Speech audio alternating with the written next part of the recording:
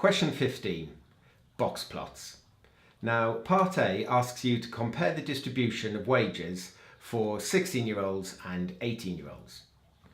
Now, a box plot tells you 5 things: the lowest value, the highest value, the lower quartile value, the upper quartile value, and the median.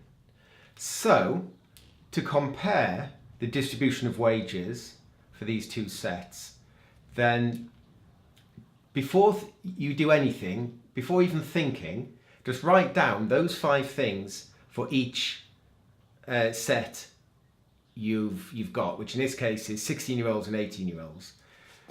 So you don't even have to think, just get those 5 values down on the page in the exam, and I've done that here already. So for the 16-year-olds, the lowest value is 80, the highest value is 310, the lower quartile value is 130, the upper quartile is 210, and the median is 180. And 18-year-olds, those. Okay? So just get them down. Like I say, you don't even have to think, and then you can move on. So now you've read off those values from the box plot, you can, or you should, add the range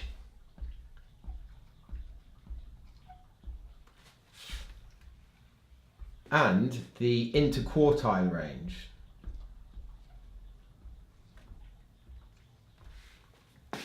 And you work out these 2 things from these basic 5 values that you've read off. The range is the difference between the lowest value and the highest value. So for the 16-year-olds, the lowest value is 80, the highest value is 310, so the range is 310 minus 80, which is 230. Okay? Difference between there and there. For the 18-year-olds, the lowest value is 130, the highest value is 380, so 380 minus 130 is 250. Okay? Now the interquartile range is the difference between the lower quartile value and the upper quartile value. So that is the difference between that and that is the interquartile range, and difference between that and that is the range. Okay, interquartile range. Upper quartile minus lower quartile. So 210 minus 130 is 80.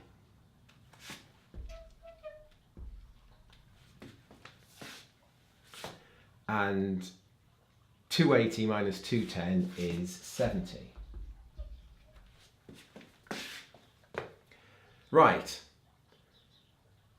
Again, you should do that without thinking. Once you've read off the 5 basic values from the box plot, work out the range and work out the interquartile range for these sort of questions.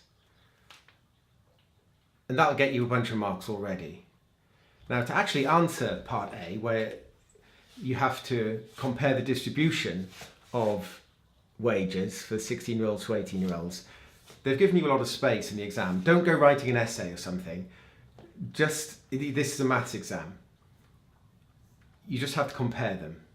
So start with these 2. These are the important ones. So just simply say, write the sentence: the range of values for the 16-year-olds is less than the range of values for the 18-year-olds. Done. And then do exactly the same for the interquartile range.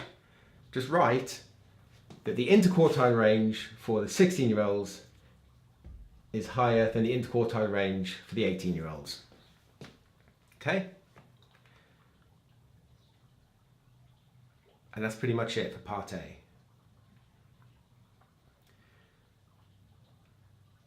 You can also say that the median for the 18-year-olds is greater than the median for 16-year-olds. And if you've got time,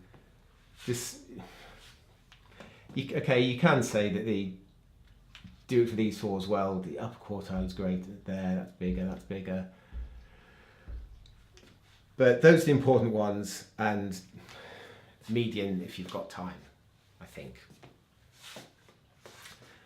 Okay, so part B. They tell you that there are 200 workers who are 16 years old, and you have to work out the number of those 200 whose wages are £130 or more. So let's look at the 16-year-old data here. £130 or more, the lower quartile value is 130. So for the 16-year-olds, the lower quartile, that value there, is 130. Now, from the definition of what lower quartile is, the lower quartile picks out the point where a quarter of the workers are in this region and 3/4 are in this region. So they've chosen 130 to make it easy for you. It's the lower quartile value. So that means that a quarter of the 16-year-old workers have wages less than 130 and 3/4 have wages greater than 130. So the number of workers whose wage is greater than 130 is 3/4 greater than 130. So this bit, it's 3/4 of means times the total number of workers, which is 200. So 3/4 of 200 is 150.